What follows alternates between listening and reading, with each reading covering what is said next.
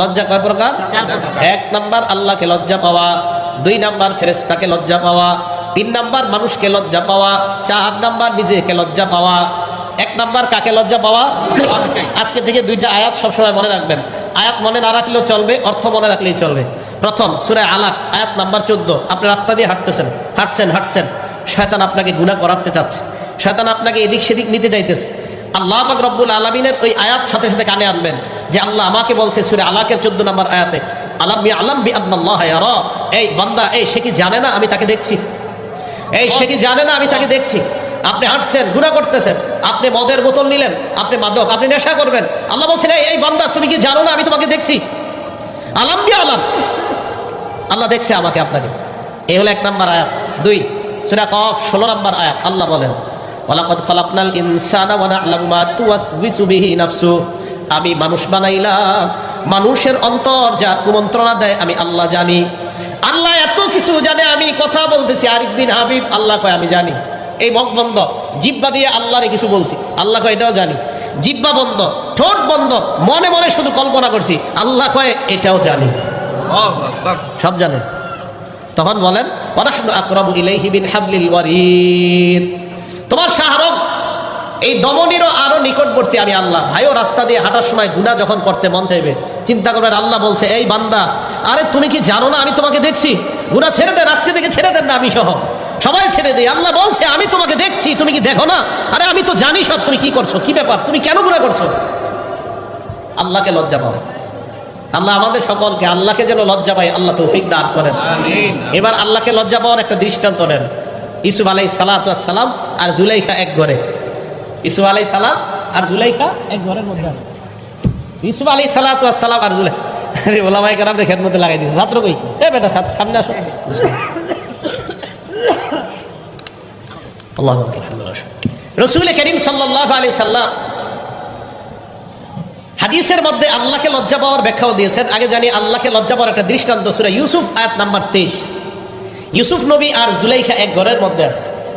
আগাল্লাকাতিল আবওয়াব, দরজা লাগাই দিছে সব। দরজা লাগিয়ে দেওয়ার পর জুলাইখা কয় ক্বালাত হাই তালাক, ইউসুফকে ডাক দিতেছে নিচের দিকে, কুমন্ত্রণা জানায়। ওরা ওয়াদাতুল্লাতি হুয়া ফি বাইতিহা আন নাফসি, ইউসুফ আলাইহিস সালাম কে ফুসলানো শুরু করলো জুলাইখা। ইউসুফ নবী চিন্তা করে দেখলেন আশেপাশে দরজা বন্ধ, জানালা বন্ধ, কেউ নাই। ইউসুফ নবীকে কেউ দেখে না, দেখে কে? আল্লাহ। ইউসুফ নবী বললেন ক্বালা মাআযাল্লাহ, আমি আল্লাহর আশ্রয় চাই। আল্লাহকে লজ্জা পাওয়া, এই জন্য আল্লাহকে লজ্জা পাওয়া এটা খুব জরুরি বিষয়। আল্লাহ আমাদের সকলকে, আল্লাহকে যেন আমরা লজ্জা পাই আল্লাহ তৌফিক দান করেন। তাহলে আল্লাহকে লজ্জা পাওয়ার এক নম্বর প্রকার আল্লাহকে লজ্জা পাওয়া। আল্লাহকে লজ্জা পাওয়ার আবার চার অর্থ। লজ্জা কয় প্রকার? চার প্রকার। এক, আল্লাহকে লজ্জা পাওয়া। আল্লাহকে লজ্জা পাওয়া আবার চার অর্থ। তিরমিজি শরীফ হাদিস নাম্বার 2458, 2458 নাম্বার হাদিস।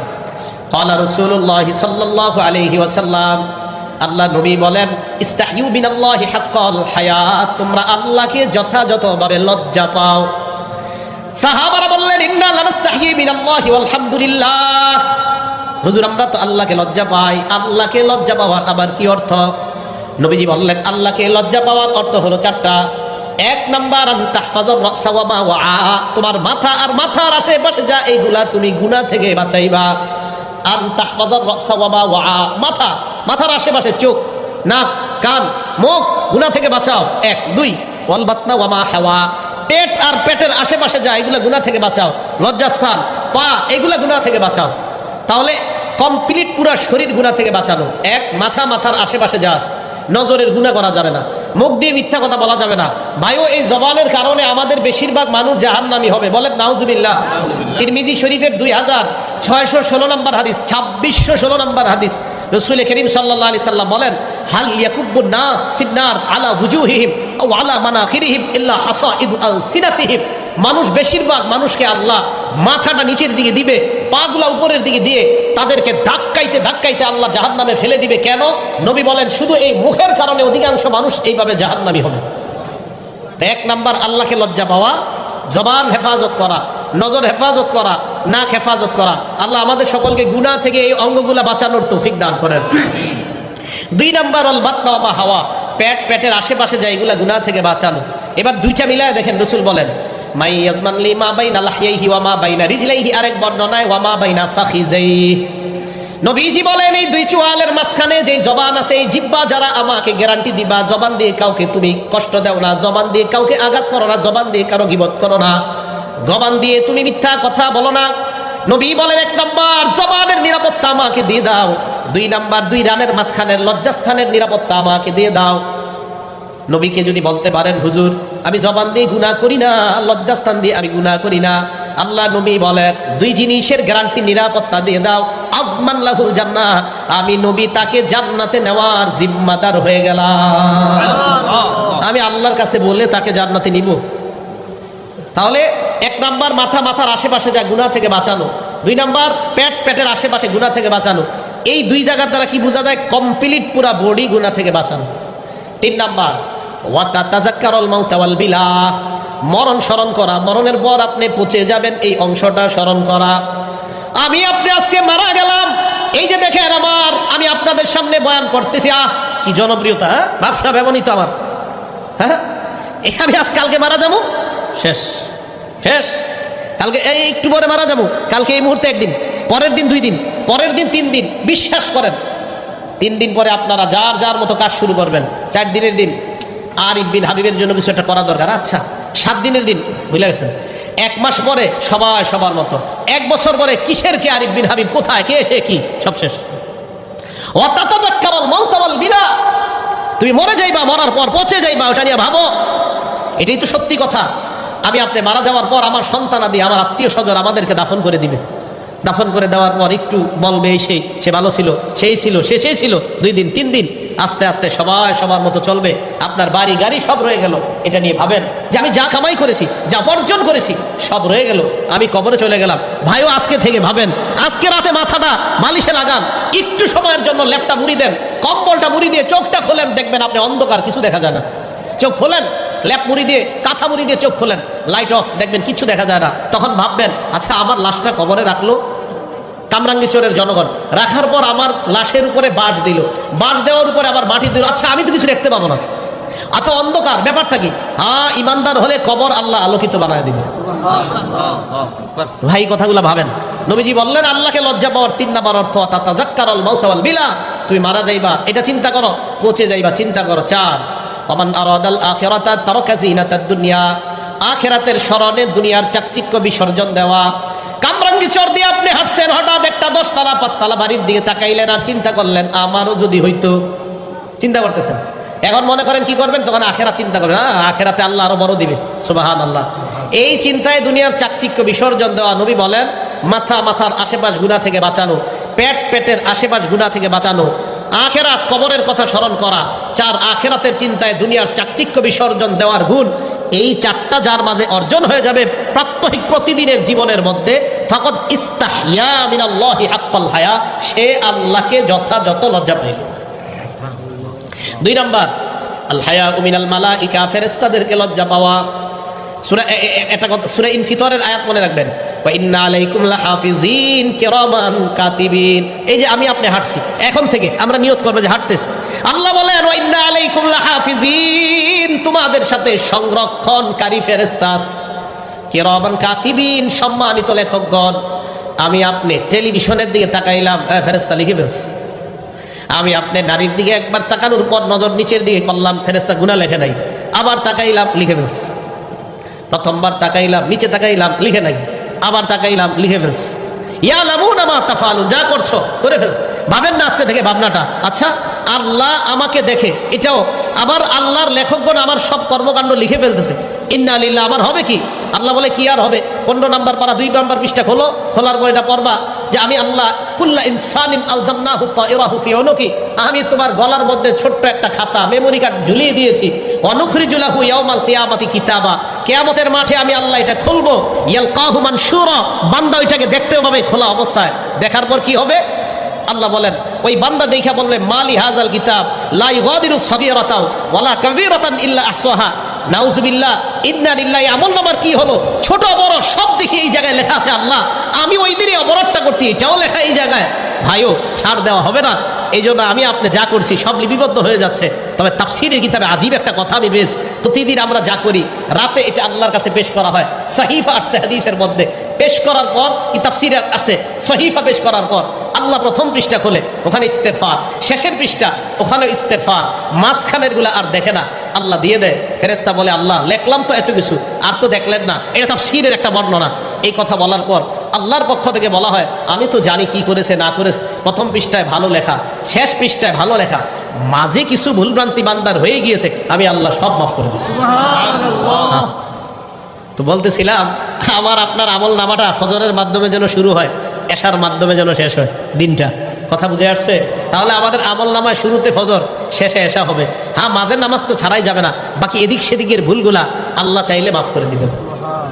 তো বলতেছিলাম ফেরেশতাদেরকে লজ্জা পাওয়া 2। 3 নাম্বার ওয়াল হায়াউ মিনান নাস, মানুষকে লজ্জা পাওয়া।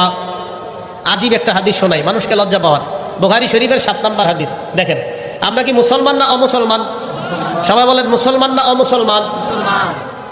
নবীজির কাছে বাদশাহ হিরাকিলিয়াসের একটা চিঠি গেছে, বাদশার কাছে নবীজির একটা চিঠি গেছে। চিঠির মধ্যে বাদশাহ হিরাকিলিয়াসকে আল্লাহ রাসূল দাওয়াত দিয়েছে ইসলামের দিকে। আদউকা বিদিআয়াতিল ইসলাম, আমি আপনাকে ইসলামের দাওয়াত দিয়েছি। আসলিম তাসলাম, ইসলাম গ্রহণ করেন, নিরাপত্তা লাভ করবেন। যদি আপনি ইসলাম গ্রহণ না করেন ফাইন্না আলাইকা ইসমাল আরিসিয়িন, তাহলে আপনার প্রজাদের যত গুনাহ আছে সব আপনার উপর যাবে। কমিশনার সাহেব, আপনার এলাকারে আপনি ঠিক করতে হবে। হ্যাঁ ইনশাল্লাহ, তাহলে আপনি কিন্তু ইনশাল্লাহ লিডিং দিতে পারবেন জান্নাতে যাওয়ার। ইনশাল্লাহ ইনশাল্লাহ ওনার নেতৃত্বে যদি ইনশাল্লাহ এলাকা ঠিক হয়ে যায়, কিয়ামতের মাঠে ইনশাআল্লাহ উনি উপস্থাপন করতে পারবে আল্লাহ আমি আমার দায়িত্বের আমানত রক্ষা করেছি, এটা বলতে পারবে। এবং এই দায়িত্ব হতে পারে ওনাকে জান্নাতি বানায় দিবে, আমানত রক্ষা করা। তো দেখেন রাসূল করিম সাল্লাল্লাহু আলাইহি সাল্লামের চিঠি গেছে বাদশাহ হিরাকিলিয়াসের কাছে। যাওয়ার পর নবী বললেন আমি আপনাকে ইসলামের দিয়ে আহ্বান করলাম, দাওয়াত দিলাম, ইসলামের দিকে দাওয়াত দিলাম, আপনি ইসলাম গ্রহণ করেন, আপনি নিরাপত্তা লাভ করবেন। আপনার যদি ইসলাম গ্রহণ করতে না পারেন, আপনি যদি না করেন, আপনার দেখা দেখি আপনার প্রজারাও ইসলাম গ্রহণ করবে না, তাদের গুনাহ কিন্তু আপনার উপর বর্তাবে যদি তারা আপনার উপর অনুসরণ করে গুনাহ করে। তো এই কথা বলার পর বাদশাহ হিরাকিলিয়াস চিঠি পড়ার পর বলল আচ্ছা এই জায়গায় কি মক্কার কেউ আছে যাদেরকে এই নবীর ব্যাপারে কিছু জিজ্ঞাসা করা যায়? হ্যাঁ বাদশাহ, আবু সুফিয়ান নামে এক ব্যবসায়ী এই এলাকায় আসছে, আপনি বললে তাকে ডাকতে পারি। কয় ডাকো। এই জায়গাটা মন দিয়ে শোনেন, আবু সুফিয়ান রাদিয়াল্লাহু তাআলা আন তখনও মুসলমান হয় নাই। আবু সুফিয়ান রাদিয়াল্লাহু তাআলা আনহুরে ডাকছে, সামনে বসাইছে আবু সুফিয়ানকে, পিছনে ওনার সব সাথী যারা আছে তাদেরকে, সবাই কাফের। বাদশাহ দুভাষী একজন, যেই ব্যক্তি আরবিও বুঝে বাদশার ভাষাও বুঝে। বাদশাহ তাকে বলো আমি যা যা বলবো সব যেন সত্য কথা বলে। এবার বাদশাহ তাকে বলো আমি তাকে কোনো প্রশ্ন করলে ফাইন কাযাবানি, আবু সুফিয়ান যদি মিথ্যা বলে। আবার বলছি, বাদশাহ বলতেছে তাকে বলো এই আবু সুফিয়ানকে নবীর ব্যাপারে যা বলবো যদি মিথ্যা বলে কাযযিবুহু, পিছনে যারা আছে তারা যেন সাথে সাথে বলে এই তুমি মিথ্যা বলছো। উনি মিথ্যা বললে পিছনে সবাই বলবে তুমি মিথ্যা বলছো। তো আবু সুফিয়ান কয় এই কথা বলার পর ভাই এই জায়গাটা স্বর্ণ অক্ষরে লিখে রাখার মতো কয় লাউলাল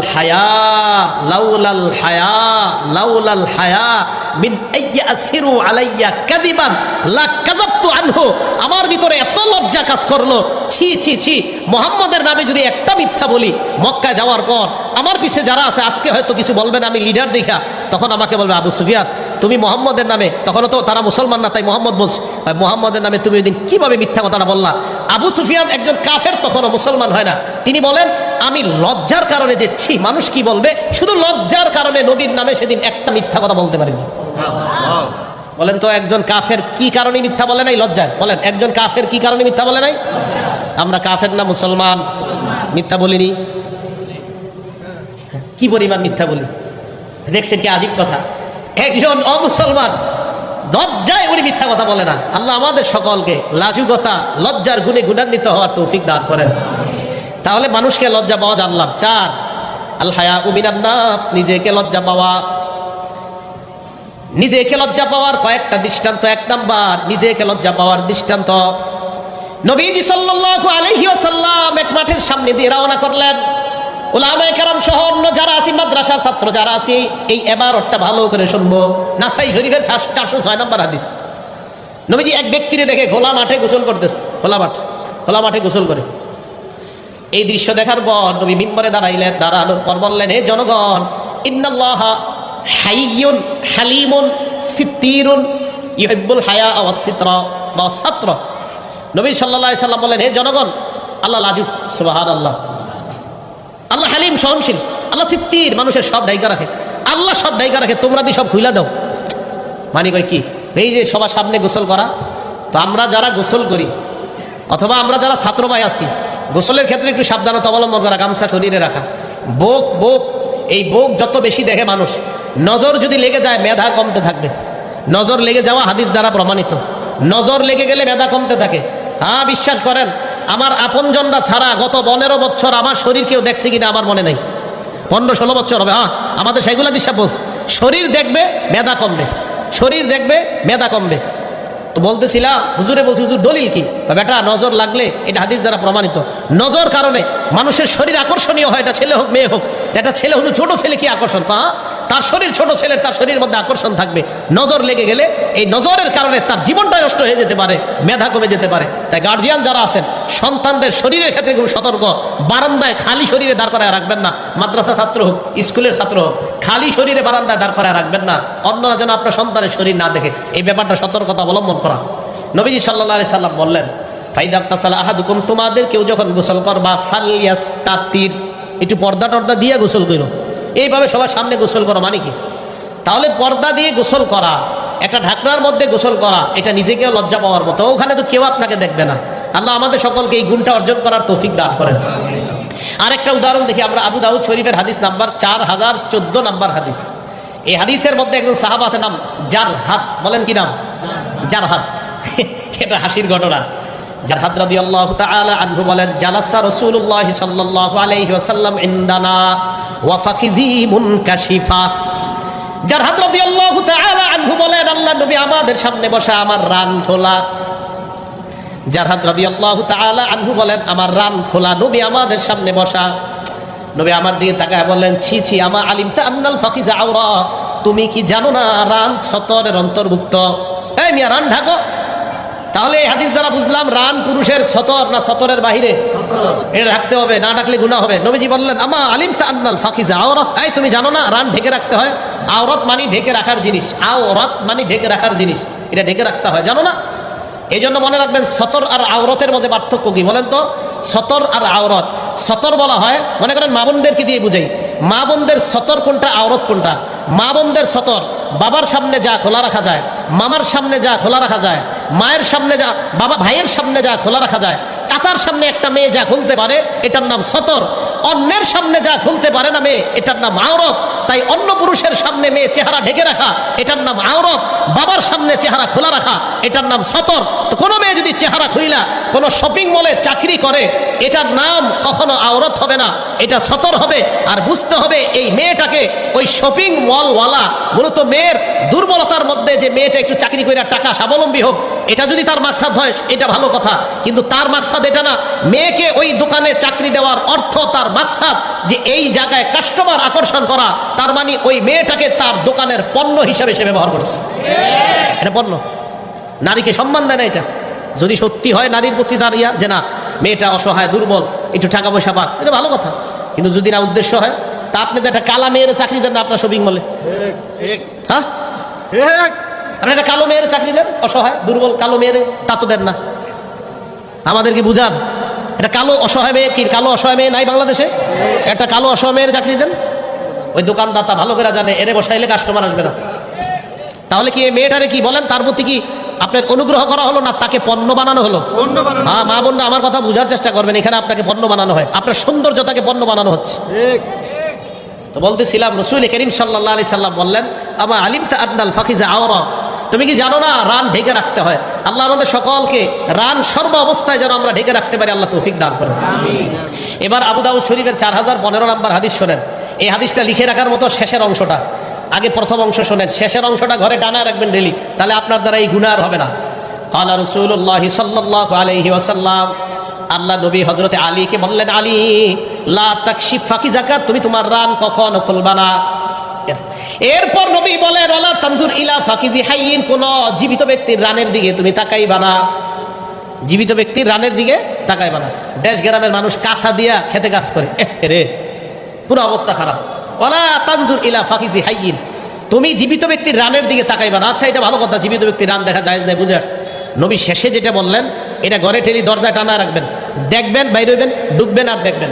নবীজি বলেন ওয়ালা তানজুর ইলা ফাকিজি মাইয়িতিন, মরা ব্যক্তির রানের দিকেও তাকাইবা না। মরা ব্যক্তির রান দেখতে আল্লাহ নবী নিষেধ করলেন। তাহলে বলেন আমাদের সমাজে যারা জীবিত ব্যক্তি তারা যদি রান দেখায়, এটা কি নির্লজ্জতা কিনা? এটা বেহায়াপনা। নবীজি বললেন জীবিত ব্যক্তির রান দেখো না, পরে কয় মরা ব্যক্তির রানও দেখো না। তাহলে বলেন রান এটা কতটা গুরুত্বপূর্ণ একটা অংশ পুরুষের জন্য। এবার আরেকটা হাদিস বললে গুরুত্বটা আরো বুঝে আসবে। হাদিস নাম্বার আবু দাউদের 4017 নাম্বার হাদিস। এক সাহাবা উনি রাসূল করিম সাল্লাল্লাহু আলাইহি সাল্লামের কাছে প্রশ্ন করছেন। এই হাদিসটা হলো এরকম, ওলামায়ে কেরাম খুব এই হাদিসের সাথে পরিচিত। আন বাহজ ইবনে হাকিম আন আবিহি আন জাদ্দিহি, বাহজ ইবনে হাকিম তার আব্বা থেকে, তার আব্বা তার দাদা থেকে, এই হাদিসগুলো প্রায় আসে। তো বাহজ ইবনে হাকিম তার বাবা থেকে, তার বাবা তার দাদা থেকে জিজ্ঞাসা করছে, রাসূল করিম সাল্লাল্লাহু আলাইহি সাল্লামকে প্রশ্ন করছে, আওরাতুনা মা নাতি মিনহা ওয়া মা নাজার, হুজুর আমরা কাদের সামনে কোন অঙ্গগুলা ঢেকে রাখবো আর কাদের সামনে ঢেকে রাখতে হবে না? নবীজি বললেন ইহফাজ আওরাতাক ইল্লা মিন যাওজাতিক, তোমার বিবি ছাড়া তোমার ঢেকে রাখার অঙ্গ কারো সামনে তুমি খুলবা না। বাবার সামনেও রান খুলবেন না, ভাইয়ের সামনেও রান খুলবেন না, বোনের সামনেও রান খুলবেন না। নবীজি বললেন তোমার বিবি ছাড়া অন্য কারো সামনে যা ঢেকে রাখতে হয় তা খুলবা না। এই কথা বলার পর এখন দেখেন যেটা জিজ্ঞাসা করছে, এটা আমাদের যুবক ভাই যারা আছি, রাত্রে দরজা লাগায় যারা ফেসবুকিং করি, স্ক্রলিং এফবি করি, যারা আপনারা গার্জিয়ান যারা আছেন, আপনারা কিন্তু জানেন না, এরা রাত 11টার পরে পড়ালেখার বাহানায় ভিতর দিয়ে দরজা লাগায় কি যে করে আপনারা জানেন না। এখন শোনেন, তো সাহাবা প্রশ্ন করলেন, হুজুর ইজা কানা আহাদুনা খালিয়া, হুজুর ঘরে দরজা লাগায় যদি কেউ একা একা ঘরের ভিতরে থাকি তাহলেও কি রান ডাকতে হবে? আবার ঘরের ভিতরে একা একা আসি হুজুর, তখনও কি রান ঢাকতে হবে? আবার বলছি, হুজুর ঘরে একা আসি, এই একা একাও কি আমার রান ঢেকে রাখতে হবে? ঘরে কেউ নাই হুজুর, দরজা লাগানো।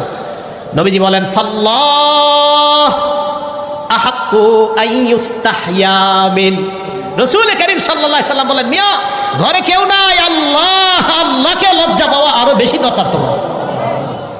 তাহলে ঘরে একা থাকলে রান খোলা যাবে ইচ্ছা করে? জোরে কয় না, রান ইচ্ছা করে খোলা যাবে? অনিচ্ছায় হতে পারে। একা ঘরে থাকলে ইচ্ছা করে রান খোলা রাখা যাবে না। আচ্ছা আরেকটা হাদিস বলি, আবু দাউদ শরীফের হাদিস নাম্বার 4018 নাম্বার হাদিস।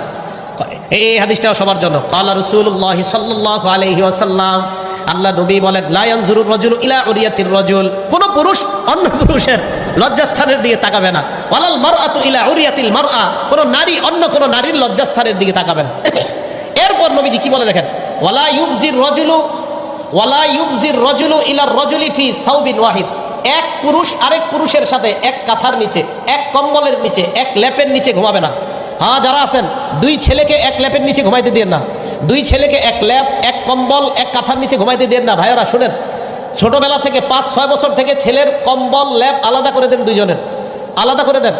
এরপরে নবী বলেন ওয়ালাল মারআতু ওয়ালা তুফজিল মারআতু ইলাল মারআতি ফি সাউবিন ওয়াহিদ, এক মেয়ে আরেক মেয়ের সাথে এক কাঁথা এক কম্বলের নিচে ঘুমাবে না। এই আমল ঘরে চালু করেন। কয়েকটা অপশন হতে পারে, পারলে খাট আলাদা করেন দুইজনের, না পারলে এক খাটের মধ্যে মাঝখানে কোল বালিশ আর আলাদা তাদেরকে কাঁথা কম্বল দিয়ে দেওয়া। ইনশাল্লাহ 5-6 বছর বয়স থেকে ছেলে মেয়ে লজ্জাশীলতার গুণে গুণান্বিত হয়ে তারা ইনশাল্লাহ বড় হবে। কথাটা মনে থাকবে?